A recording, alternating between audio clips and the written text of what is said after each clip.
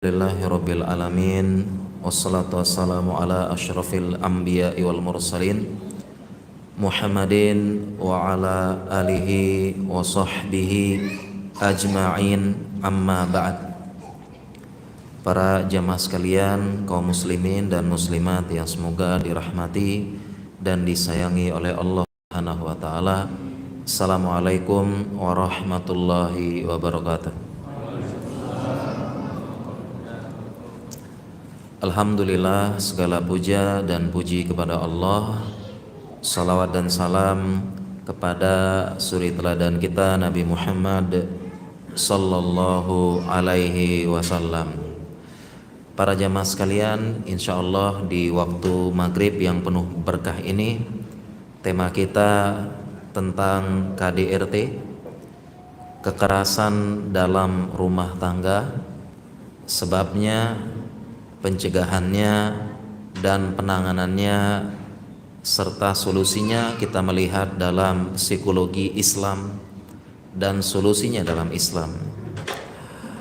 Jadi para jamaah sekalian, kita berbicara KDRT, kita jelaskan dulu definisinya. Definisi dari KDRT ya. Ini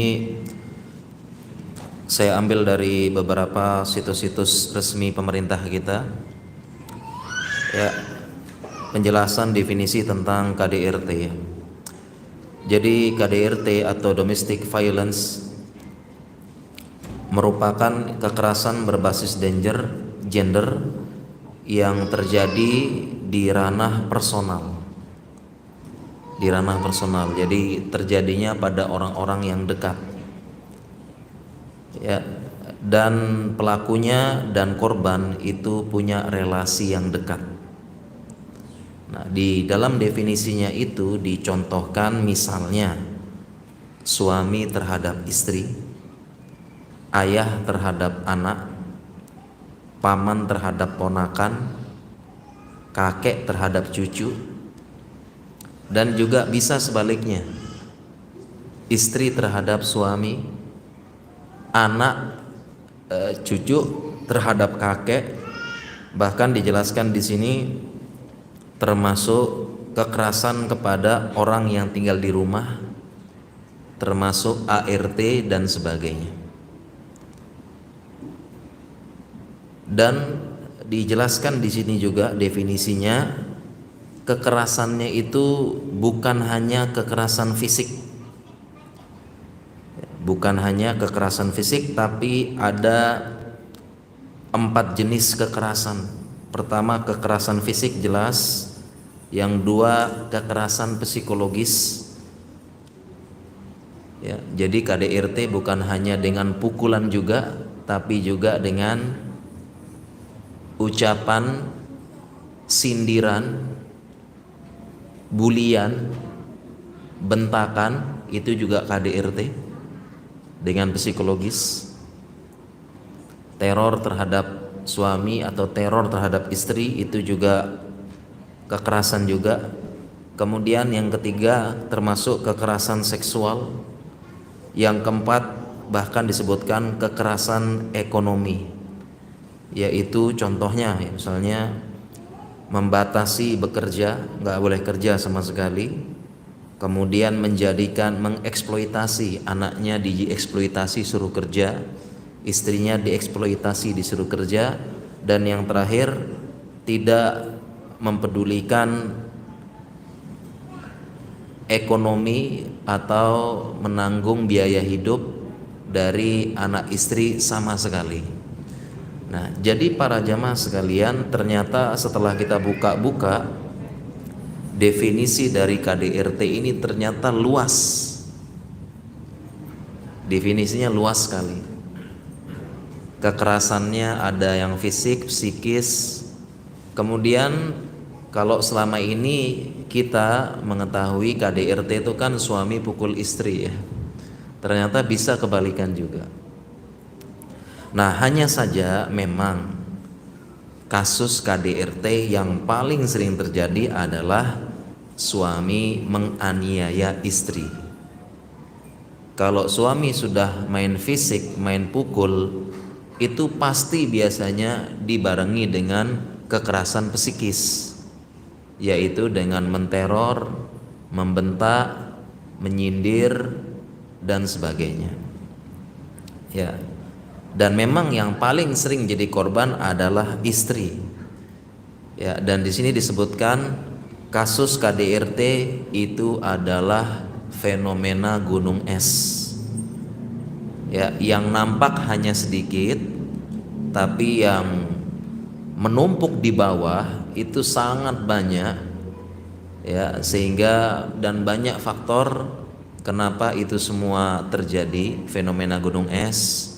Ya, tidak muncul macam-macam ya, terjadi kekerasan tapi banyak yang nggak tahu, korban pun tidak mau melapor dengan berbagai macam alasan, takut malu, takut mengecewakan orang tua, takut menjadi pembicaraan satu RT, takut digosipkan ya, dan sebagainya. Dan alhamdulillah agama kita Islam agama yang sempurna. Al-yauma akmaltu lakum dinakum wa atmamtu alaikum ni'mati wa raditu lakumul Islam madina. Semuanya dari definisi kejadian, kemudian juga fenomena gunung es KDRT itu semua sudah dibahas dalam Islam. Sebabnya, penanganan, solusinya ada semua, alhamdulillah. Ya, dari semua jenis KDRT tersebut yang paling sering terjadi memang adalah suami dan istri, dan memang korbannya paling sering adalah istri. Oleh karena itu di waktu yang singkat ini kita bahas yang ini aja. Ya, karena orang tua mukul anak itu KDRT juga, tapi ada penjelasannya lagi. Dalam Islam orang tua boleh pukul anak. Nah, tapi nanti ada penjelasan. Nah, khusus di pertemuan singkat malam ini kita bahas KDRT di mana suami memukul istri secara umum. Pencegahannya apa? Baik, kalau kita berbicara tentang suami istri, kemudian kekerasan dalam rumah tangga, kita ingatkan lagi terhadap hadis yang pernah kita bacakan di sini, bahwasanya tujuan terbesar setan itu adalah merusak rumah tangga kaum muslimin. Jadi prestasi terbesar dari setan merusak rumah tangga kaum muslimin. Dan KDRT ini adalah jalan paling besar menuju ke perceraian. Jadi kalau sudah ada KDRT ini jalan paling mulus menuju ke perceraian. Ya, dan ini memang tujuan terbesar setan. Kita pernah baca hadisnya di sini bahwasanya salah satu prestasi terbesar setan adalah menceraikan suami istri. Kita pernah bacakan hadisnya ya. Jadi ringkasnya, iblis mengutus para pasukannya, mengutus panglima-panglimanya. Kemudian panglimanya itu datang memberikan laporan, wahai iblis, aku telah melakukan kerusakan, aku menggoda manusia hancur. Kemudian iblis menjawab, ma sona'ata syai'an, engkau belum melakukan apa-apa, kembali sana. Datang lagi yang lain, Pak Panglima yang lapor lagi kepada iblis, ya wahai iblis, fa'altu kadza wa kadza, aku sudah melakukan ini itu, manusia hancur, manusia begini, saya sudah goda mereka, saya jerumuskan. Iblis kembali mengatakan, ma sona'ta syai'an, engkau belum melakukan apa-apa, kembali. Dan akhirnya ada satu yang datang lapor, aku sudah menggoda laki-laki, seorang suami, ma taraktuhu irra farraqtu bainahu wa baina imraatihi, tidaklah aku tinggalkan mereka berdua, melainkan mereka sudah cerai. Kemudian iblis pun memuji setan yang ini, nikma syaitonu anta, sebaik-baik setan ya kamu. Ini katanya, jadi dipuji. Sehingga salah satu prestasi terbesar dari setan adalah ya menceraikan suami istri. Dan kita sudah jelaskan juga tentang mengapa demikian. Ringkasnya adalah ada dua alasan. Yang pertama, karena rumah tangga adalah penyusun dari RT, RW, kemudian dukuh, lingkungan. Nah, jadi rumah tangga menyusun. Ibaratnya bata, bata yang paling bawah. Kalau sudah batanya rusak, rusak semua. Kemudian yang kedua, kalau rumah tangga rusak, korbannya anak-anak. Ya, anak-anak akan menjadi korban rusak, kurang perhatian, dan jadi sekaligus merusak orang tua dan anaknya. Merusak orang tua dan merusak generasi pelanjut yang melanjutkan. Itu mengapa penjelasan ulama kenapa memisahkan, menceraikan suami istri adalah prestasi terbesar setan, dan salah satu jalurnya dengan KDRT. Ya. Dan KDRT tadi kita sebutkan jenisnya banyak sekali. Ya, banyak. Kita bahas satu aja yang ringkas, kita bahas satu tapi pelan-pelan. Kita bahas yang paling sering. KDRT yang paling sering adalah apa? Suami mukul istri. Ya, suami memukul istri. Ini KDRT yang paling sering terjadi. Suami pukul istri. Ya, baik itu dipukul, dihantam, ditinju, atau yang paling sering adalah ditempeleng. Ya, ini paling sering. Dari semua KDRT kekerasan tadi banyak ya. Salah satunya apa? Suami mukul istri. Nah, dari semua pukulan tersebut yang paling banyak muka. Dari semua pukulan suami ke istri, ya, suami ada yang pukul di muka, ada yang pukul di lengannya, ada yang pukul di punggungnya, ada yang pukul di kaki. Dari semua itu yang paling banyak dipukul di mana? Di mukanya. Entah itu dibogem, ditempeleng. Ini paling banyak. Nah, ini kita bahas dulu yang seperti ini. Jadi yang pertama, ya, kalau pertama memukul wajah sampai biru-biru, ya, sampai berdarah, ya rata-rata begitu ya. Dan kalau wajah nggak bisa disembunyikan, kalau biru berdarah ya orang-orang pasti bertanya seperti itu. Ya, kalau pertama kita berbicara dulu tentang memukul wajah. Jadi memukul wajah itu nggak boleh. Kita bicara syariat dulu ya. Memukul wajah nggak boleh, baik kepada semua orang,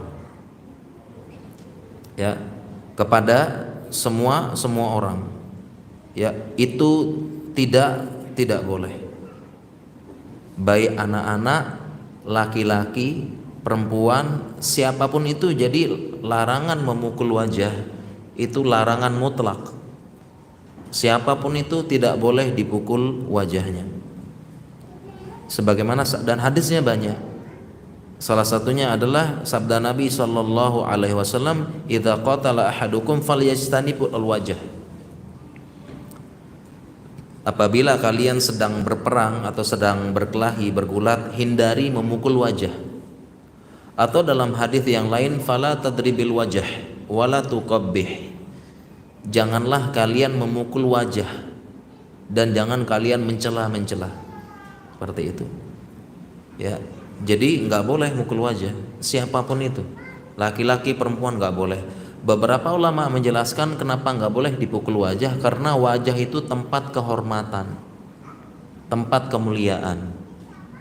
Nggak boleh dipukul, nggak boleh tempeleng, nggak boleh ditinju siapapun itu, nggak boleh. Dan kalau kita bicara secara medis juga, ya, di wajah di sini, wajah, muka itu adalah daerah kepala. Ya, di situ kehormatan seseorang, dan memang di situ beberapa daerah vital, hidung, mata, mulut. Itu kalau cedera bahaya semuanya. Bahaya semua. Mata, hidung, mulut, daerah-daerah yang berbahaya kalau dipukul. Ya, organ-organ vital. Ya, mata rusak bahaya, hidung rusak bahaya, mulut robek dan sebagainya bahaya. Ya, jadi nggak boleh siapapun itu, bukan hanya perempuan. Ini harusnya dipahami, tidak boleh dipukul. Ya. Kemudian selanjutnya juga, ya, perempuan itu tidak boleh dipukul sebenarnya. Walaupun ada nanti penjelasannya memukul istri, nanti ada penjelasannya. Tetapi kalau mukulnya seperti itu, memukulnya seperti tinju ya, ditempeleng, dihabok gitu ya, dipukul, ditinju begitu, maka ini mengurangi kejantanan laki-laki gitu loh, mengurangi kejantanan laki-laki. Jadi perempuan nggak layak ditinju, nggak boleh ditinju, nggak boleh di ini. Jadi semarah-marahnya laki-laki nggak boleh mukul, apalagi mukul wajah. Adapun memukul yang nanti memukul istri dalam Al-Quran nanti kita jelaskan. Ya. Jadi nggak boleh laki-laki ya, kalau penilaian pribadi laki-laki pukul perempuan atau meninju begitu ya, itu akan mengurangi kejantanan. Ya, kenapa? Kalau memang jantan ya dia harusnya berhadapan laki-laki lawan laki-laki kan gitu ya. Kalau perempuan jangan jadikan teman lawan gitu. Kalau jantan kan harusnya laki-laki sama laki-laki, perempuan jangan. Nggak seimbang gitu. Ini sudah mengurangi kejantanan. Makanya kalau mendengar berita gitu ya, laki-laki suami mukul istri, dia hantem, dia habok, dia tempeleng, ini sudah berkurang kejantanannya. Ya. Kalau dia berani, dia punya nyali, harusnya berhadapan laki-laki sama laki-laki, 1 lawan 1 gitu dong. Jangan perempuan, itu jauh beda kekuatannya. Seperti itu. Apalagi ada hadis yang berbunyi irfaq bil qawarir. Lembutlah dengan gelas-gelas kaca. Perempuan itu diibaratkan apa? Gelas-gelas kaca. Kaca ini dihantam ya pecah. Gimana gitu ya? Jadi jangan dipukul. Jangan dipukul keras seperti itu. Kaca kalau sudah pecah, kalau disusun susah. Mengembalikan hati yang udah pecah susah lagi, sangat susah. Dan sekiranya kaca tersebut disusun dengan rapi, kacanya disusun dengan baik, ya tetap saja berbekas trauma itu, walaupun diobati sebaik mungkin. Sebagaimana kaca dibaikkan seperti itu. Ya. Nah. Kemudian kita bahas sedikit ini, kalau begitu apa nggak boleh istri dipukul? Tadi yang nggak boleh tadi kan ditinju ya, ditinju, dipukul di wajah apalagi. Apakah istri tidak boleh dipukul secara mutlak? Ya, jawabannya boleh dipukul, tapi ada penjelasannya. Ada penjelasan ulama. Istri boleh dipukul setelah melalui langkah-langkah berikut. Artinya istri dipukul itu setelah melalui langkah-langkah sebagaimana dalam ayat berikut. Surat An-Nisa, wallati takhafuna nusyuzahunna fa'idhuhunna. Dan para wanita-wanita, istri-istri yang kalian khawatirkan dia nusyuz, dia ngeyel, nggak bisa dikasih tahu, ya. Maka langkah pertama fa'idhuhunna, berikan nasihat dengan baik. Langkah kedua wahjuruhunna fil madaji'. Wahjuruhunna fil madaji'. Yang kedua jauhi tempat tidurnya. Kemudian langkah yang ketiga wadribuhunna, maka pukullah dia. Jadi 3 langkah. Fa'idhuhunna, nasihati baik-baik, wahjuruhunna fil madaji'. Yang kedua menjauhi tempat tidur, baru yang ketiga wadribuhun, baru pukullah istri. Jadi ingat ya, jadi mukul istri langkah terakhir. Kita jelaskan satu persatu dulu langkahnya. Dan sebelum langkah 3 ini ada langkah yang paling awal. Ketika istri nusyuz, ngeyel, dikasih tahu susah, ya dinasehatin susah, ya ada langkah pertama. Langkah paling pertama adalah suami introspeksi dulu. Suami introspeksi, suami evaluasi diri, karena bisa jadi pembangkangan istri dan anak-anak karena maksiat suami. Bisa jadi pembangkangan, ketidakpatuhan istri dan anak-anak karena maksiat suami. Mengapa demikian? Karena suami pemimpin dan kadang-kadang apa yang dilakukan dia berpengaruh terhadap apa yang dipimpin. Makanya sebagian ulama mengatakan in asaitullaha ra'aitu dzalika fi khuluqi zaujati wa ahli wa dabbati. Ini penjelasan ulama. In asaitullah, ketika aku bermaksiat kepada Allah, aku melihat dampaknya pada istriku, pada anak-anakku, dan pada hewan tungganganku. Istriku susah diatur, ngeyel, marah-marah, nggak jelas. Anak-anak pembangkang, anak-anak nakal, susah diatur. Bahkan fidabati, sampai hewan tungganganku. Tiba-tiba macet, diperintahkan jalan. Pokoknya bermasalah. Jadi ini penjelasan ulama. Ya, jadi langkah paling pertama dulu, suami introspeksi dulu, karena apa yang dilakukan pemimpin akan berpengaruh terhadap bawahannya. Langkah pertama dulu, karena dia pemimpinnya dalam rumah tangga. Baru langkah selanjutnya diberikan nasihat istri, diberikan nasihat dengan cara yang baik. Fa'iduhunna, ya, berikan nasihat. Ya, tentunya nasihatnya itu adalah dengan cara nasihat yang baik. Namanya mau'izatun, apalagi mau'izatun hasanah, itu nasihat yang baik, nasihat yang mengena maksudnya.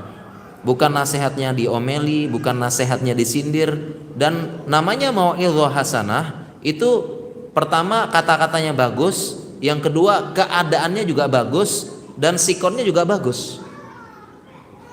Jadi jangan dinasehati tempat, kemudian jangan dinasehati lagi susah, lagi ngurus anak, tapi cari tempat yang bagus, sikon yang bagus, tempat yang bagus. Ya mungkin ketika sebelum tidur, atau sebelum atau mungkin zaman sekarang kan habis ditransfer gitu ya, karena ada suami care, skin care, rekening care, gitu ya.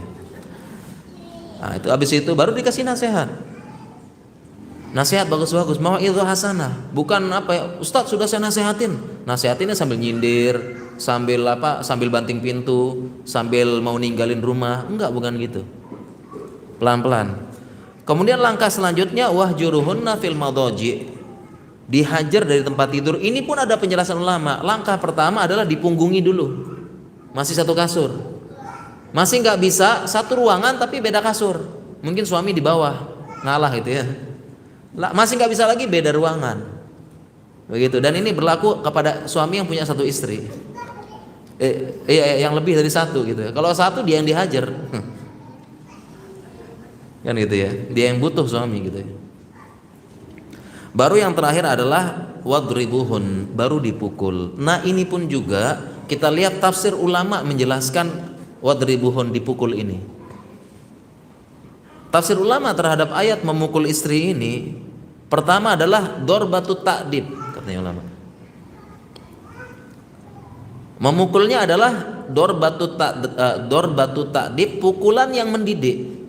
Yang namanya pukulan yang dinamakan pukulan mendidik adalah pukulan yang tujuannya untuk menyadarkan, bukan pukulan untuk balas dendam atau melampiaskan emosi. Jadi yang namanya dorbatut ta'dib, pukulan mendidik, pukulan yang untuk menyadarkan dan bukan untuk melampiaskan emosi. Ya. Jadi sekedar pukulan tersebut menunjukkan kita nggak ridho, kita nggak suka. Jadi puncak ketidaksukaan kita. Pukulan yang menunjukkan kita itu nggak suka, nggak ridho, seperti itu. Jadi bukan dibogem, dipukul, dicambuk, apalagi di smackdown, gitu, jangan. Dorbatut ta'dib menunjukkan kita nggak suka, kita nggak ridho, ini puncak ridho. Dan kemudian juga ulama menjelaskan dipukul pakai apa? Pertama dipukul pakai siwak. Yang kedua dipukul pakai wisadah, bantal. Jadi dipukul pakai kayu siwak. Ini tafsir ulamanya nih, pukulnya pakai siwak dan pakai bantal. Jadi nggak sakit, hanya sekedar menunjukkan suami udah nggak ridho. Ya, ini saya bacakan tafsir dari Ibnu Abbas an Atha. Qala qultu li Ibni Abbas. Katanya Atha, aku berkata kepada Ibnu Abbas, aku bertanya kepada Ibnu Abbas, ma darbu ghairu mubarrih. Apa maksudnya pukulannya di sini katanya? Maka Ibnu Abbas mengatakan qala as-siwaku washibuhu. Kata Ibnu Abbas, pukul dengan siwak. Siwak yang gini, kecil cuma gini itu loh, pakai gini, siwak. kita pukul. Jadi sekedar menunjukkan ini. Jadi dari penjelasan ulama tersebut, pukul di situ ya nggak menyakitkan. Pukul dengan siwak, pukul dengan bantal, itu sakitnya apa gitu ya, nggak ada. Tapi sudah menunjukkan bahwasanya suami puncak nggak suka, puncak nggak ridho gitu loh. Jadi bukan dipukul pakai tangan, apalagi ditempeleng, apalagi dibogem, enggak. Ya. Jadi banyak yang salah mungkin ya terhadap tafsir ayat ini, bukan dipukul seperti itu. Ya, tapi ada kisah lucu ya. Jadi ada Syekh Sulaiman Ar-Ruhaili itu pernah cerita ya. Dia pernah katanya pernah dilaporkan ada seseorang pukul istrinya sampai istrinya cedera.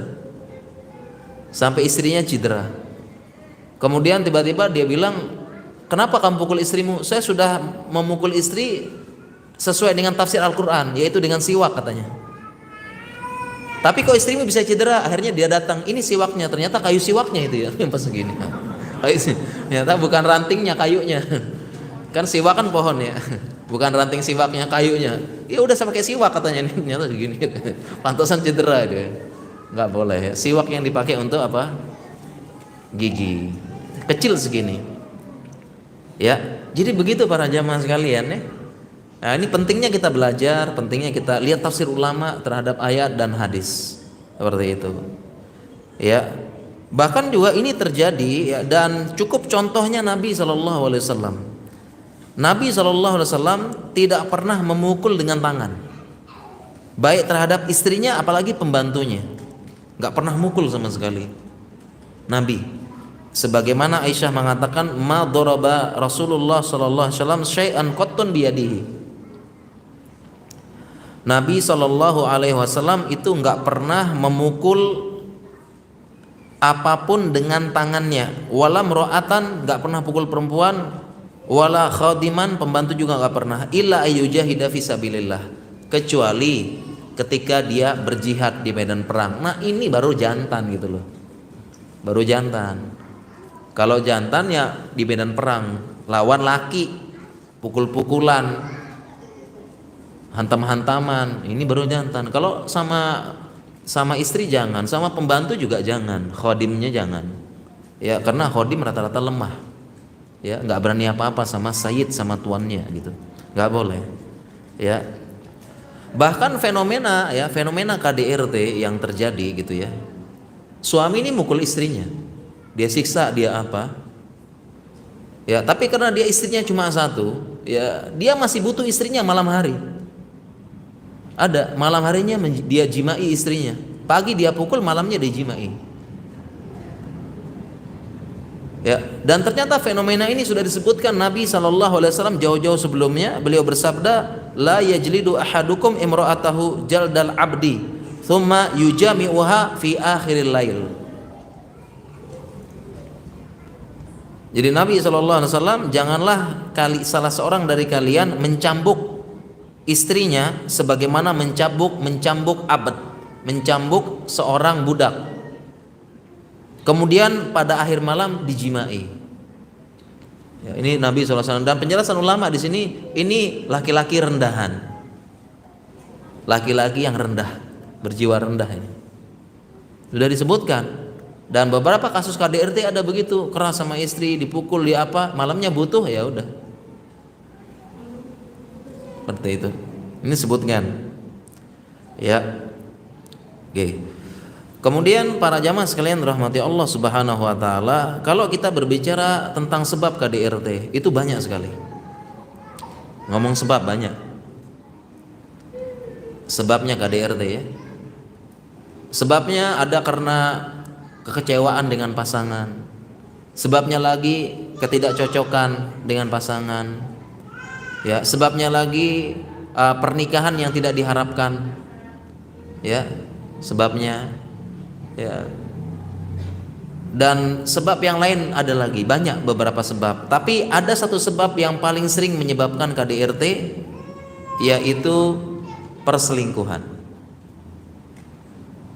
Dari macam-macam itu, cekcok ini, yang salah satu yang menyebabkan KDRT paling banyak adalah perselingkuhan. Mengapa? Kalau orang sudah selingkuh, Pertama, dia sering bohong. Pasti bohong, nggak mungkin nggak. Bohongnya banyak banget. Kemudian selanjutnya setelah dia ini, maka dia banding-bandingkan. Dia banding-bandingkan antara selingkuhannya dengan istri yang sah misalnya. Yang selingkuhannya itu dihiasi oleh setan dengan hias-hiasan. Dia baik, dia bagus, dia cantik. Ya, makanya dalam hadis disebutkan, ya, jika perempuan keluar rumah, an-nisa'u auratun idza kharajat istasyrafaha syaiton, kan gitu ya hadisnya. Perempuan itu kalau keluar, perempuan itu aurat. Maksudnya adalah hampir semua tubuhnya aurat kecuali wajah dan telapak tangan. Kan hampir semua berarti ya. Kalau perempuan keluar, istasyrafaha syaiton, istasyrafa ini dijelaskan ulama, zayyanaha syaiton, dihias-hiasi oleh setan. Sehingga di mata laki-laki itu pasti cantik. Nah, ini hadis ini yang mendukung ungkapan orang rumput tetangga lebih hijau. Ini. Dan tidak jarang kasus selingkuh, istrinya lebih cantik. Selingkuhannya biasa-biasa aja. Istrinya udah cantik banget nih, tapi tetap selingkuh. Selingkuhannya lebih jelek daripada istri, maksudnya pokoknya istrinya lebih cantik lah ya. Tapi karena istasyrafaha syaiton, perempuan itu kalau sudah keluar ini, makanya ini yang menyebabkan semua perempuan lain itu cantik di luar kecuali istrinya. Karena hadis ini, penjelasan hadis ini, istasyrafaha syaiton. Semua dihias-hiasi sama setan, dihias-hiasin. Di pandangan laki-laki itu jadi cantik, jadi punya aura, punya apa, memang begitu. Ini hadisnya begini. Seperti itu. Nah, karena selingkuhannya dihias-hiasi setan, sehingga akan banding-bandingkan. Padahal sebenarnya istrinya lebih baik ya, lebih baik melayani, lebih baik ini siapin kopi, siapin. Tapi karena ini dihias-hiasi setan gitu ya, istrinya jelek jadinya. Akhirnya muncul kebencian. Ya, ditanya-tanya, misalnya ditanya, "Bang, kok terlambat pulang?" Jawabnya kasar, jawabnya ini dan sebagainya. Dari situ muncul. Dipaksa-paksa, bosen, dipaksa-paksa, kayaknya mengganggu, ya dipaksa-paksa lagi. Dari mana bang? Tempeleng aja lah gitu kan. Nah, tempeleng aja biar diem. Dan ini bukan tidak hanya terjadi kepada laki-laki, tetapi istri pun ada yang begini. Perselingkuhan ada. Karena sekarang perselingkuhan bukan hanya daerah rawannya laki-laki, tapi daerah rawannya para istri juga. Kalau di zaman dulu, karena sudah ada sosial media, sudah ada sosmed. Kalau di zaman dulu belum ada sosmed ya, HP belum ada. Kalau mau selingkuh harus keluar, iya enggak? Zaman dulu kala kan nggak ada HP nih, HP nggak ada, telepon pun nggak ada, atau bahkan telepon aja nggak ada ya, telepon yang itu yang apa yang di pinggir jalan tuh nggak ada ya. Itu kalau mau selingkuh kan harus keluar, harus ketemu, harus kopi darat, harus offline gitu kan ya. Maka potensi paling besar selingkuh ya udah suami. Sedangkan istri kebanyakan di rumah susah selingkuh, gimana? Ya, mau hubungan dengan orang luar gimana? Orang lain datang ke rumahnya, ketahuan tetangga, ketahuan ini susah. Itu zaman dulu. Tapi di zaman now ini, di zaman sekarang ini, ya di zaman sekarang ini perempuan juga bisa selingkuh. Dan saya dapat kasus yang selingkuh istrinya. Ya, ini kisah nyata yang selingkuh istri. Dan yang lebih ya lil asafis syadid gitu ya, dan yang lebih parah lagi, istrinya sudah ngaji, udah belajar agama. Kisah nyata nih. Kenapa gampang sekarang? Bukan hanya suami, istri juga gampang sekarang.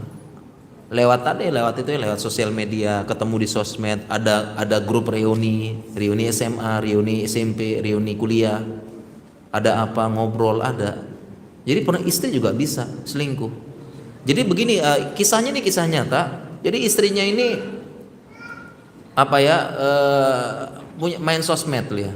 Sosmed. Akhirnya ketemu, tiba-tiba ada yang ya entah kenapa tiba-tiba saling inbox-inboxan gitu ya, gini ya, terus juga laki-lakinya ngirim puisi, nguring apa, ini pokoknya kelepak-kelepak Suami saya nggak pernah kayak begini gitu loh.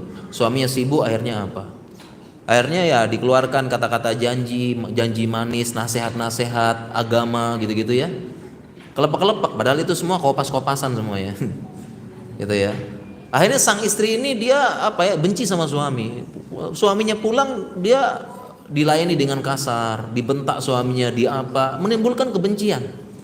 Karena sudah senang sama yang anu nih, saat dia kirim puisi terus, kirim perhatian, kirim ini sok-sok perhatian, dia begini, yang ini nggak ada pada suaminya mungkin sibuk.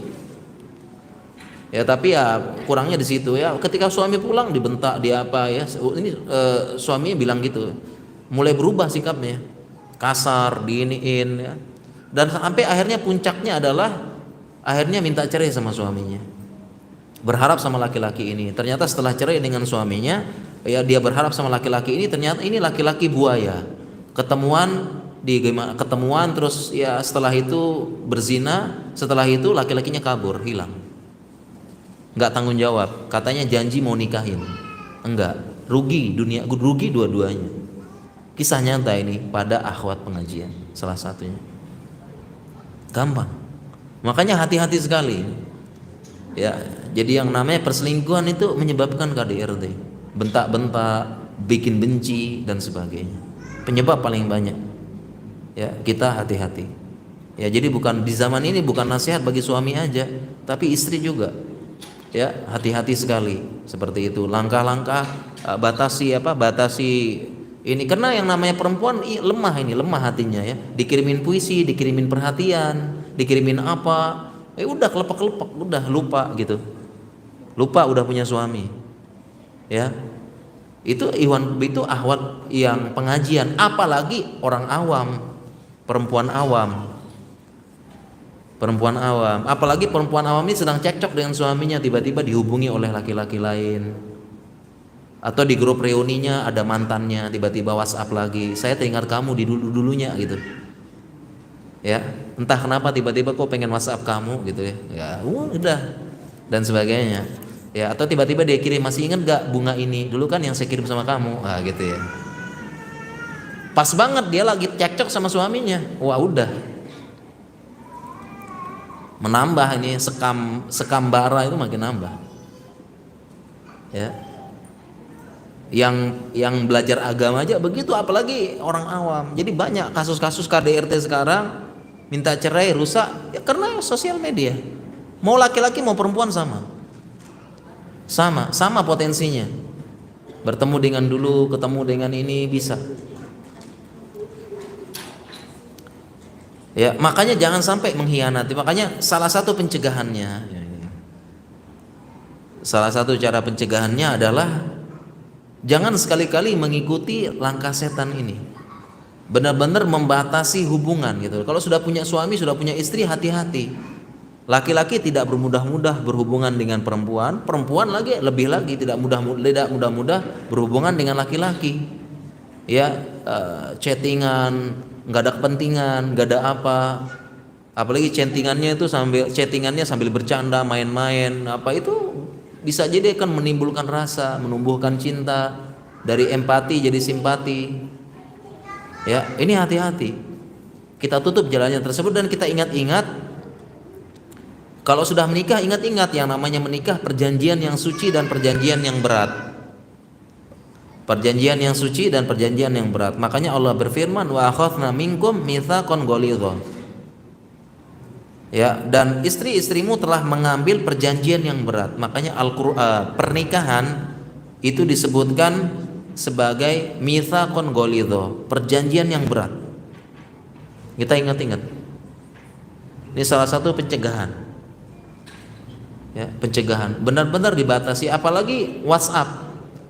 Kontak-kontak, entah itu inbox, DM, PM dan sebagainya. Kalau tidak ada kepentingan sama sekali, nggak usah. Nggak ada kebutuhan mendesak, nggak usah kontak-kontak dengan yang bukan mahram.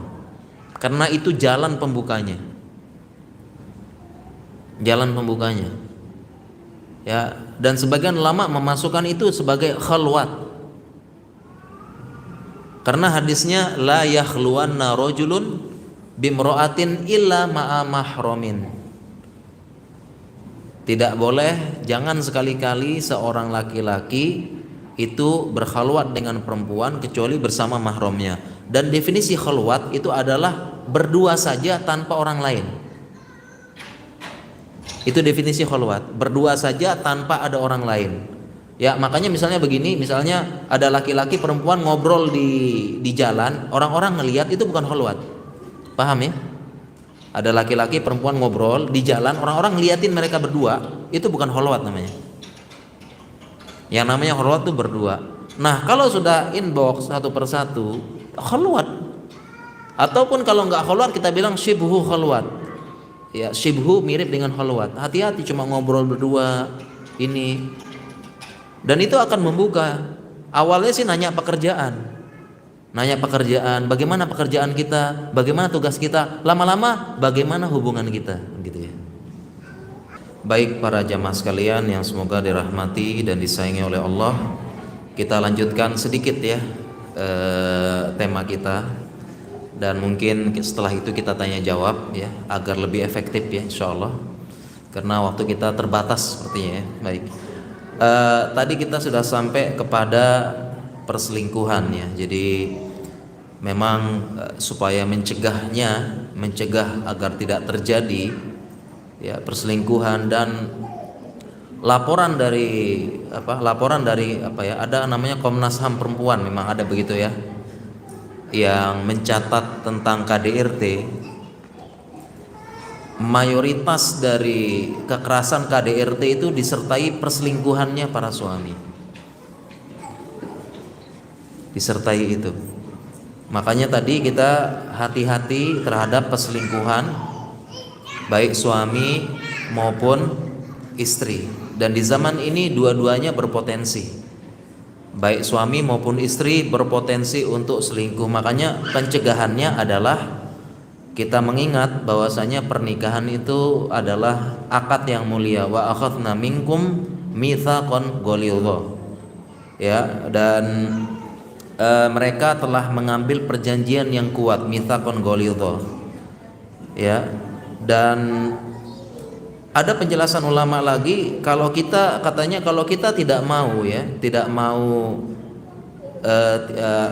dalam hadis disebutkan kama tadinu tudanu, sebagaimana kalian diperlakukan, sebagaimana kalian melakukan, besok kalian akan diperlakukan. Ya. Jadi salah satu pencegahannya supaya tidak misalnya mulai tersirat perselingkuhan atau apa, maka kita ingat-ingat bahwasanya yang namanya perselingkuhan itu ya semuanya nggak akan ridho ya. Ya. Contohnya berikut ini di mana Nabi SAW itu pernah ada orang datang kepada Nabi SAW. Dia mengatakan, wahai Rasulullah, aku ingin berzina. Orang ini datang kepada Nabi SAW, dia mengatakan, wahai Nabi, aku ingin berzina. Dan otomatis orang ini langsung dihardik.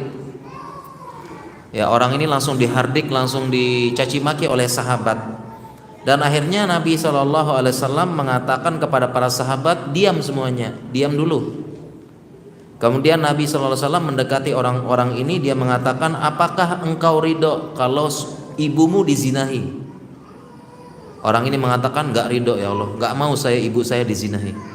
Kemudian Rasulullah SAW bertanya lagi, apakah engkau ridho putrimu dizinahi? Orang ini mengatakan, apalagi anakku, putriku, saya enggak ridho. Nabi bertanya lagi, apakah kamu ridho bibimu dizinahi? Enggak, aku enggak ridho. Maka Nabi SAW menjawab, kalau begitu demikian juga orang tersebut, bapaknya, abangnya, ponakannya, itu enggak ridho dizinahi semuanya. Mereka enggak ridho. Ya, jadi ibaratnya kalau kita mau selingkuh ya, selingkuh dengan anak putri orang, selingkuh dengan istri orang, selingkuh dengan siapanya orang, maka kalau kita nggak ridho istri kita, putri kita digitukan, maka jangan membegitukan. Itu terjemah dari kama tadinu tudanu, seperti itu. Ya, ini salah satu pencegahan. Nah, kemudian kita bahas sedikit aja ya, biar nanti lebih enak tanya jawab ya. Tadi kita sebutkan definisi KDRT banyak. Kekerasan fisik, kekerasan psikologis, kemudian kekerasan seksual dan kekerasan ekonomi. Ini semua ada penjelasannya dan solusi dalam Islam.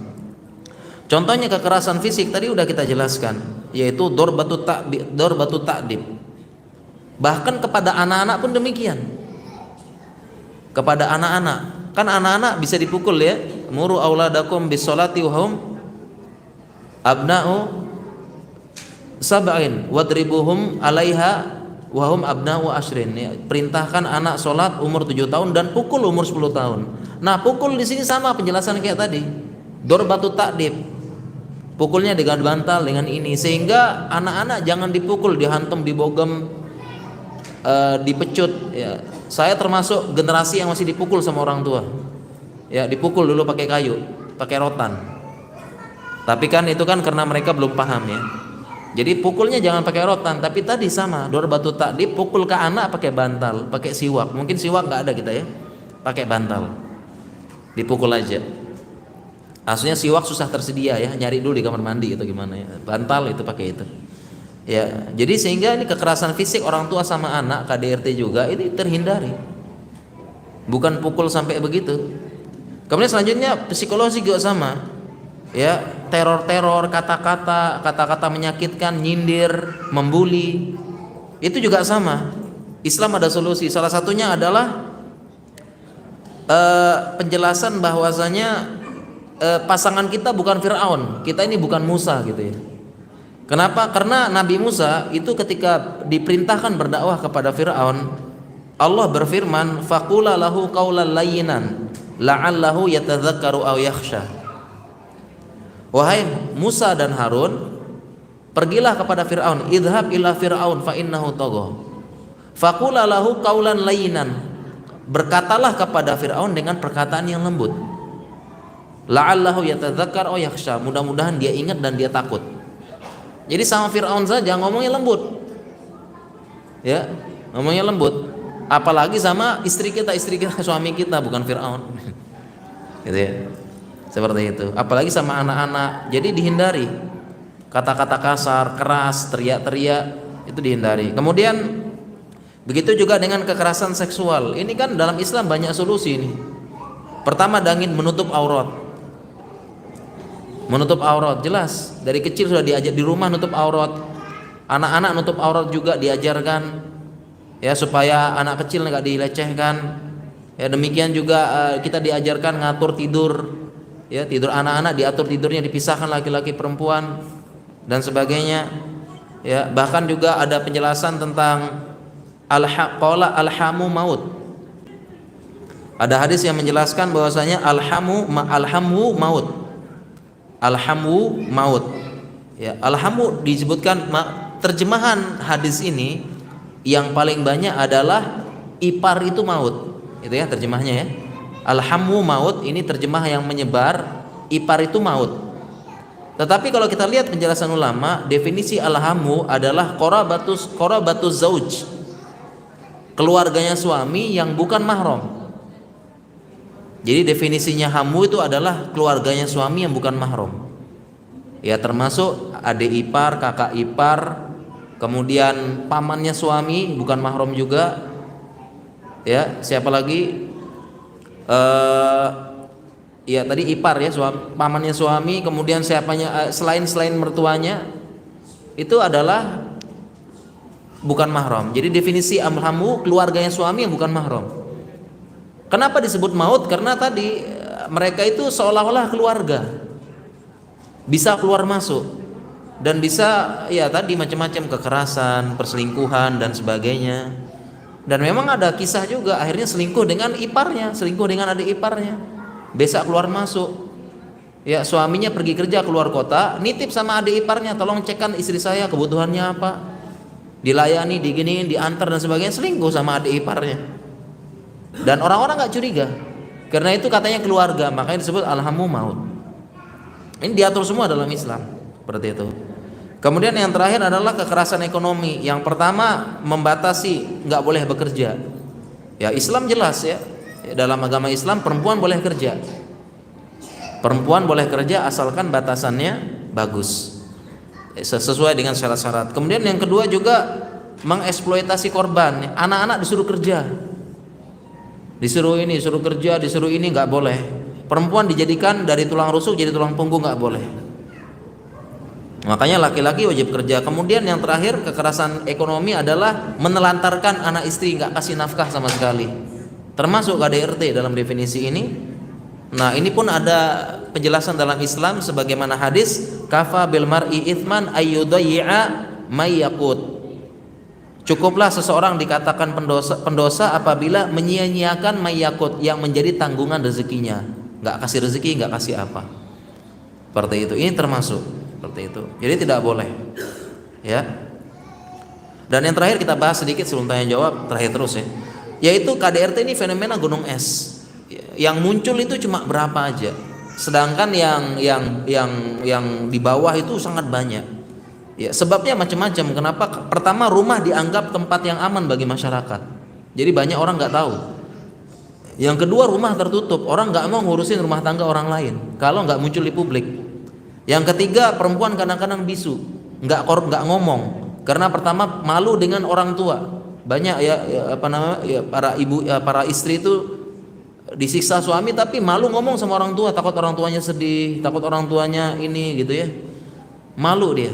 Orang tuanya sudah nyari uang, bahkan jual tanah buat nikahin dia supaya biaya dia nikah, tiba-tiba baru berapa bulan ngelapor sama orang tua, kan sedih orang tuanya kan ya. Kemudian kadang-kadang perempuan juga demikian, cenderung membisu ya. Kemudian ada anggapan di masyarakat ya, suami itu boleh pukul istri, boleh hantem, boleh apa, itu salah.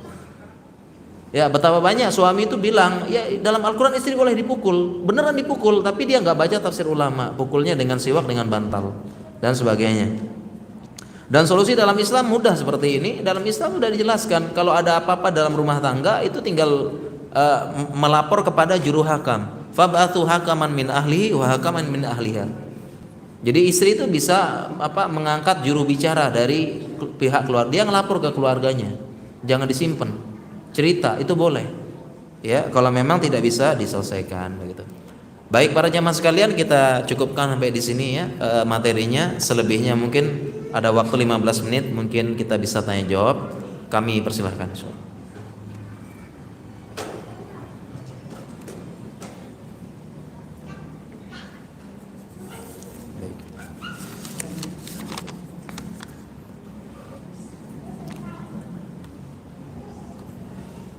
Ya, baik ya. Ini ada pertanyaan tapi bukan KDRT ya. Pertanyaannya tentang medis nih, berarti nggak apa-apa ya. Bertanya, sebelumnya saya ada riwayat darah rendah. Waktu lalu flu, sakit kepala sangat keras, tensi darah jadi tinggi. Apakah tensinya itu naik karena pengaruh pusing?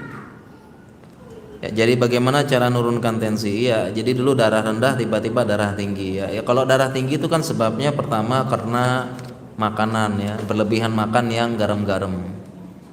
Ya, itu terlalu banyak. Kemudian yang kedua, olahraga kurang. Kalau olahraga kurang, otot dan yang lainnya jadi kaku. Ya, jadi karena namanya kaku itu bikin tinggi ya tensinya, seperti itu. Jadi sebenarnya simpel, tinggal ngatur aja makanan sama olahraga.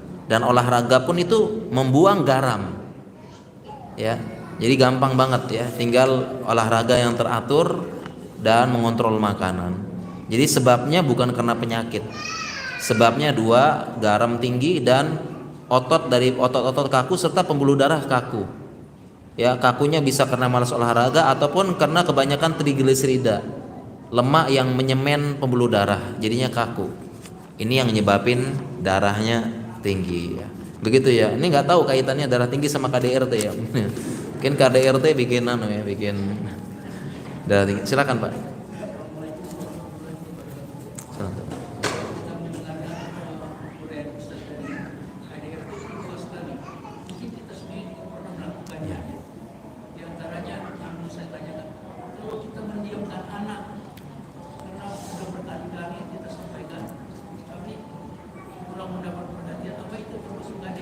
Ya. Iya, baik. Ini pertanyaan bagus gitu ya. Kan KDRT tadi kalau kita baca definisi luas banget ternyata ya. Ya, cuma eh, kalau orang dengar KDRT itu pasti suami mukul istri ya. Kenapa? Karena itu kasus yang paling sering muncul. Gitu. Ya, lalu bagaimana sama anak-anak ya? Kalau anak-anak susah diatur, ya bagaimana? Nggak apa-apa, boleh kita pukul tadi. Ya. Boleh dipukul, tapi itu jalan terakhir ya. Jalan terakhir. Tentunya kalau anak-anak ya kita kasih definisi, kita kasih pengertian, ya kita jelasin baik-baik seperti itu. Ya, tetapi kalau anak-anak dipukul tuh jalan terakhir. Kenapa? Kalau kita saroh, kita jelaskan hadis ini, wadribuhum 'alaiha wahum abna'u ashrin, dan pukullah mereka kalau nggak mau sholat umurnya 10 tahun. Penjelasan ulama ya baru bisa dipukul kalau dia nggak mau sholat. Ya berarti kalau urusan di bawah sholat jangan dipukul. Dan urusan apa yang lebih tinggi daripada sholat? Paham ya jamaah ya? Jadi kalau urusan di bawah sholat jangan dipukul. Yang bisa dipukul urusan dengan sholat aja. Jadi kalau urusan sekedar kebanyakan ngegame, kebanyakan ini itu jangan dipukul. Karena urusan sholat itu besar, baru dipukul. Seperti itu. Ini penjelasan ulama. Jadi memang jangan gampang mukul anak. Kenapa? Kalau kita bicara psikologi anak lagi begitu ya dalam dunia parenting itu sebenarnya anak-anak nggak ada yang nakal. Makanya psikologi sekarang, psikologi zaman now ini modern ini nggak setuju dengan istilah anak nakal, tapi anak yang kurang perhatian. Nggak setuju dibilang nggak ada anak nakal, yang ada anak kurang perhatian. Mereka itu nakal karena pengen nyari perhatian. Ya lari-lari ini ke sana ke sini itu pengen perhatian. Pemuda-pemuda juga begitu, ngebut-ngebutan di jalan tuh lagi nyari perhatian sebenarnya. Ya pemuda-pemuda yang rambutnya macam-macam, pakai tato, pakai piercing, pakai apa, itu sebenarnya apa sih? Ya kan pengen beda, pengen orang merhatiin mereka. Loh kok beda nih, kayaknya gimana gitu ya. Pengen diperhatiin, pengen di pusat perhatian ke dia, pengen beda sendiri karena kurang perhatian kayak gitu. Nah, sehingga beberapa anak itu nakal itu adalah mencari perhatian dengan cara yang salah. Cari perhatian dengan cara yang salah. Kenakalan remaja, anak-anak nggak diperhatiin, nggak ada yang tegur, nggak ada yang apa, nggak ada yang elus-elus, nak nggak boleh begitu, ya kurang perhatian.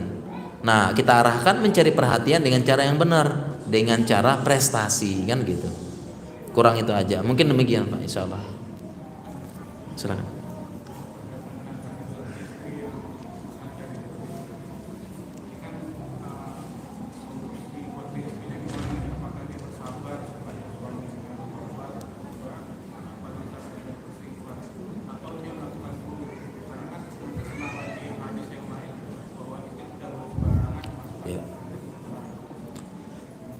Iya, tadi ada pembahasan yang belum sampai sana tadi ya, waktunya kurang ya. Jadi bagaimana langkah selanjutnya kalau istri mengalami KDRT ya?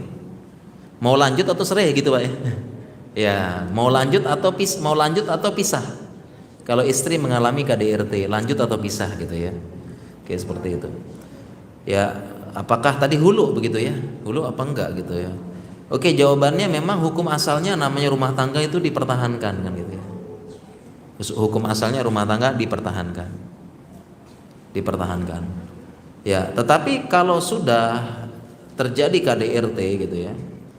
Dan yang kedua, seorang perempuan boleh minta cerai, boleh minta pisah kalau tujuan pernikahan itu sudah tidak tercapai. Jadi maksud hadis kan ada hadis yang berbunyi ayyumam ra'atin sa'alat zaujahat talaqa bi ghairi ma ba'sin faharamun 'alaiha jannah. Itu hadisnya Pak.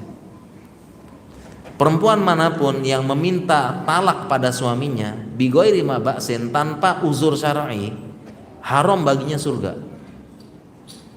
Makanya nggak boleh dikit-dikit, bang kalau jantan ceraiin aku bang, nggak boleh. Ya, nggak boleh. Perempuan nggak boleh minta cerai kalau nggak ada uzur syar'i. Apa uzur syar'inya? Uzur syar'inya adalah ketika tujuan pernikahan tidak tercapai. Apa tujuan wanita menikah? Pertama, mendapatkan perlindungan, ya kan? Suaminya melindungi, dia merasa nyaman dengan suami. Yang kedua, mendapatkan nafkah. Yang ketiga, tujuan wanita menikah apa? Mendapatkan nafkah batin. Kan gitu. Yang keempat, tujuan wanita menikah mendapatkan keturunan. Ini tujuan utama pernikahan. Nah, ketika tujuan pernikahan ini tidak terpenuhi, itu adalah uzur syar'i, boleh minta khulu. Contoh, mohon maaf, suaminya impoten. Ya, tujuan perempuan nikah dapat nafkah batin. Sudah diingat ya, ini bukan harus ya, boleh. Ya, jadi ini bukan ngompor-ngomporin ya. Ini boleh ngajuin cerai. Boleh, bukan harus. Atau dianjurkan. Boleh minta cerai sama suami kalau tujuan tidak terpenuhi. Contoh, suami impoten, nggak bisa memenuhi nafkah batin, boleh bagi istri minta cerai. Ingat, boleh ya, bukan harus langsung denger ini langsung minta cerai. Suami obatin dulu, apain dulu, boleh. Yang kedua, suami benar-benar nggak mau kerja sama sekali, nggak kasih nafkah sama sekali, boleh minta cerai. Ini tujuan pernikahan. Kemudian selanjutnya, suami mohon maaf mandul, dia pengen punya anak, tujuan pernikahan, boleh minta cerai. Setelah sekian lama, ingat boleh ya, bukan dianjurkan ya. Sabar dulu, berobat dan sebagainya, banyak usaha-usaha. Baru yang terakhir, mendapatkan perlindungan. Kan hadisnya kan, wa ja'ala bainakum mawaddatan wa rahmah ya, mawaddah rahmah. Wa min ayatihi an khalaqalakum min anfusikum azwaja litaskunu ilaiha. Tujuannya apa? Litaskun, supaya sakinah, tenang. Nah, kalau perempuan harusnya suami melindungi, dia dapat perlindungan, aman di rumahnya. Tiba-tiba diteror, dipukul, ini berarti sudah termasuk uzur syar'i. Sehingga kalau perempuan KDRT dipukul, diteror, kalau sudah dipukul pasti diteror dengan kata-kata. Dipukul, diteror, dan apa? Ini sudah masuk uzur syar'i, boleh, sudah bisa minta khulu, minta cerai. Ingat, baru boleh. Ya, selebihnya adalah dimusyawarahkan dengan keluarga besar, bertahan apa enggak, kurang lebih seperti itu insyaallah. Okay. Apa? Enggak, karena ini uzur syar'i. Ada uzur syar'inya, boleh. Ya, tidak tercapai tujuan pernikahan, boleh insyaallah. Demikian Pak, silakan.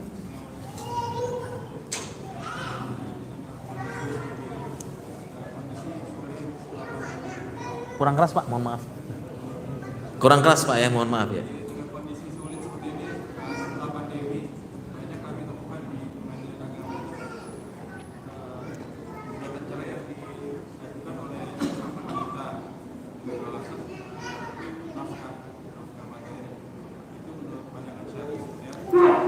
Iya, baik ya. Pas zaman pandemi banyak mungkin perempuan yang ngajukan cerai ya di pengadilan. Masalah nafkah, ya masalah nafkah. Iya baik ya, masalah nafkah, suami tidak bisa memberi nafkah.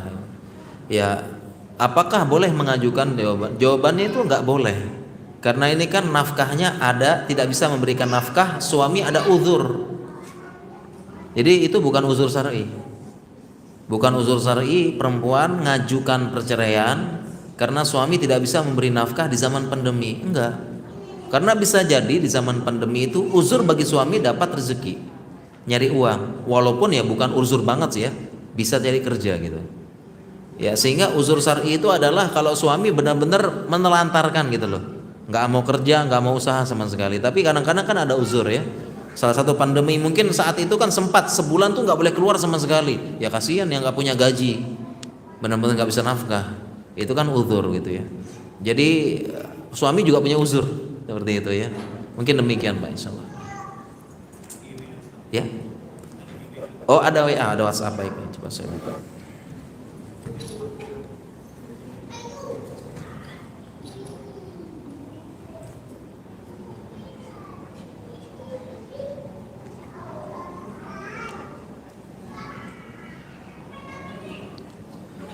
Ya, ini ada pertanyaan ya dari online mungkin ya, yang nonton online. Ya, mohon nasihat. Insya Allah bulan Syawal saya akan menikah dengan laki-laki yang insya Allah baik agama dan akhlaknya. Saya tumbuh dalam keluarga yang mengalami KDRT. Apakah hal ini harus saya sampaikan kepada calon saya karena keluarga calon saya sangat harmonis? Ya, jawabannya tidak perlu disampaikan. Nggak perlu disampaikan. Ya, karena dalam bab nikah kan ada al-uyub fin nikah, aib dalam pernikahan. Aib ada dua. Pertama, aib yang terkait dengan tujuan pernikahan. Yang kedua, aib yang tidak terkait dengan tujuan pernikahan. Kalau ada aib yang terkait dengan tujuan pernikahan kayak tadi kan, punya anak, menafkahi batin, rezeki, dan apa namanya, dan lain-lain. Kalau aibnya ini wajib dikasih tahu. Contohnya dia misalnya dia lemah syahwat, kasih tahu, saya lemah syahwat, wajib kasih tahu. Ini aib yang terkait dengan tujuan pernikahan. Contohnya lagi, dia punya penyakit kulit yang kalau kambuh ntar kulitnya itu ini apa namanya, dia apa namanya, koreng-koreng, kelupas-kelupas. Wajib kasih tahu pasangan, karena ini terkait dengan nafkah batin. Ya nanti dia jijik nanti kalau mau ini. Wajib kasih tahu kalau aib gini terkait dengan tujuan pernikahan, itu fikihnya.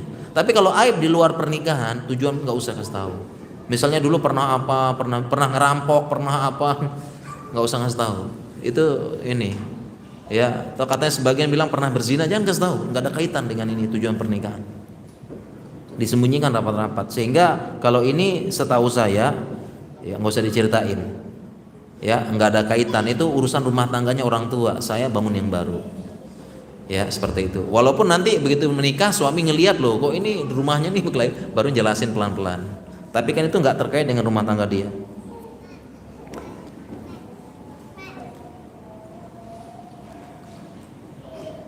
Ya, apa yang harus dilakukan seorang istri yang suaminya kasar pada istri sehingga anak-anak mengatakan abi jahat kepada Umi, diserang fisik dan mental. Bentuk bersabar manakah dipilih, bertahan atau berpisah? Tadi sudah kita jawab ya. Ya, kalau sudah seperti ini, istrinya itu diskusi musyawarah dengan keluarga besar. Jangan disembunyikan. Makanya tadi kan disebut fab'athu hakaman min ahli, hakaman min ahliya. Jadi hakam dari keluarga perempuan harus tahu. Berarti dia harus jangan kubu, jangan ini, jangan diam aja, cerita sama keluarga. Cari solusi, musyawarahkan. Ya, karena ini sudah termasuk uzur syar'i untuk minta cerai. Sudah boleh, bukan harus ya, sekali lagi ya. Sudah harus. Ya, karena sudah nyerang fisik dan mental. Bahkan anak-anak mengatakan abi jahat kepada Umi. Oh, ini berarti kalau abi Umi ini sudah ngaji berarti ya. Aduh, bahaya juga nih. Ya, suaminya udah ngaji kok main fisik ini. Oh, ini berarti ngajinya kurang berarti ya. Atau jangan-jangan punya selingkuhan, biasanya begitu. Punya selingkuhan, kalau sudah punya selingkuhan kasar sama suami, Pak nih, sama pasangan halal pasti. Pulang-pulang marah, pulang-pulang ini pasti penyebab terbanyak.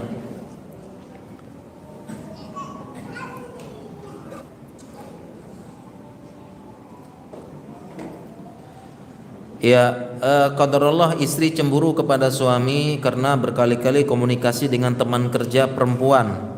Tidak hanya lewat chat tapi video call berjam-jam. Waduh, kalau ini mah bukan. Sudah ketahuan ini. Bukan urusan kantor plus-plus. Ya. Izin lembur plus-plus gitu ya. Walaupun suami sudah menjelaskan yang dibicarakan masalah pekerjaan kayaknya bohong kayaknya. Ya memang gitu. Kalau sudah selingkuh itu pasti bohong. Tadi kita jelaskan ya. Nggak mungkin urusan kantor berjam-jam, nggak gini. Urusan kantor plus-plus ini. Ya, urusan kantor ya. Bagaimana masalah bagaimana progres kantor kita, bagaimana ini kita, akhirnya bagaimana hubungan kita gitu ya. Kan gitu kan ya. Ya, istri tidak menerima suami seringkali malah berbalik marah. Persis yang kita ceritakan tadi. Istri dianggap terlalu cemburu, akhirnya istri memblokir nomor perempuan tersebut. Nah, gitu ya. Apakah boleh begitu? Karena dilihat isinya curhatan dan sebagainya begitu. Ya, istri belum melupakan ya. Seperti ini ya, memang tambahan kondisi suami istri dalam keadaan LDM. Long distance marriage atau LDR, long distance relationship. Ya, jadi ternyata ini apa ya? Kondisi suami istri qadarullah LDM. Memang ini apa namanya? Kalau bisa gitu ya, kalau bisa sebisa mungkin jangan LDR. Kalau bisa ya. Sebisa mungkin jangan apa? Jangan LDR. Ya. Ini nasihat. Jadi ini kalau bisa ya, kalau bisa sebisa mungkin hindari LDR. Ya, kenapa? Karena katanya orang zaman now, yang tinggal bareng aja diselingkuhi, apalagi yang jauh gitu ya. Dan dalam Islam pun tidak dianjurkan. Kalau bisa sebisa mungkin hindari LDR, Karena saya pernah bacakan hadisnya di sini juga, dihindari LDR. Kenapa? Karena ada hadis dari ada seorang sahabiah Fatimah binti Qais, suaminya meninggal, kemudian banyak yang lamar. Yang lamar ada Muawiyah, yang melamar ada Abu Jaham. Kemudian Nabi SAW mengatakan jangan terima Muawiyah sama Abu Jaham. Nah, ini boleh ya, gibah kalau memberikan testimoni pernikahan. Jadi kalau ditanya ini gimana, jangan jawab yang baik-baik aja. Ini mau nikah, ini ceritain baik buruknya. Boleh gibah untuk testimoni orang yang mau nikah. Maka Nabi mengatakan kepada Fatimah, amma Muawiyah dia fa sulukuha lama lalahu. Muawiyah itu miskin, nggak punya harta, jangan nikah sama dia. Makanya nikah itu butuh modal. Ya, jangan modal ini doang ya, modal apa modal nekat gitu ya, modal dengkul. Ya, apapun yang terjadi, yang penting kita berdua walaupun makannya nasi garam gitu ya. Jangan, ini Nabi bilang jangan, Muawiyah jangan miskin. Ya, zaman sekarang susu mahal, popok mahal. Tidak seindah film Korea. Ya. Yang kedua, wa amma Abul Jaham fala yadau asahu an atikihi. Adapun Abu Jahal, dia fala yadau asahu an atikihi. Dia enggak pernah meletakkan tongkatnya dari pundaknya. Dan para ulama menjelaskan ada dua tafsiran tentang fala yadau asahu an atikihi. Dia enggak pernah meletakkan pundak dari tongkat dari pundaknya. Jadi tongkatnya selalu di pundak. Ada dua penjelasan ulama. Yang pertama adalah fihi ta'wilan masyhuran. Ada dua takwil. Ahaduma annahu kasiru sa'asfar. Dia kebanyakan safar. Karena orang zaman dulu punya tongkat, dia tongkatnya kalau jalan dia kadang-kadang di sini. Kalau safar jauh, dia taruh sini supaya jalannya lancar. Dia kebanyakan safar. Jadi jangan nikah sama dia kebanyakan safar. Nanti kamu LDR. Jangan, katanya Nabi. Baru yang kedua, asani annahu kasiru darbun nisa. Dia kebanyakan mukul perempuan. Yang ditaruh di sininya doang ya, mukul gitu. Jadi katanya Nabi jangan nikah sama Abu Jaham karena dia sering pergi safar-safar, ntar LDR ntar. Jangan katanya. Ya, jadi dipisahkan seperti itu. Makanya nasihatnya mungkin ya bagi yang bertanya ini kan sedang LDM atau LDR ya, sebisa mungkin gitu ya. Apa sih yang mencegah supaya ini misalnya apa ya, jauh, datengin. Di sana nanti susah hidupnya, ya memang hidup bersama nanggung susah. Iya kan? Di sana nanti apa biaya hidup mahal, ya udah sama-sama hemat, nanggung hemat, begitu kan? Jadi diusahakan sebisa mungkin, kecuali mungkin ya pelaut ya, atau abri yang tugas di ya gitu, kita doakan mudah-mudahan sama-sama kuat gitu kan. Nah, jadi nasihat pertama ini kalau bisa LDM di ini. Apapun alasannya, jauh datangin. Biaya hidup mahal di sana, hidup sederhana daripada jauh. Kan begitu, dan dalam Islam pun gak dianjurkan. Itu.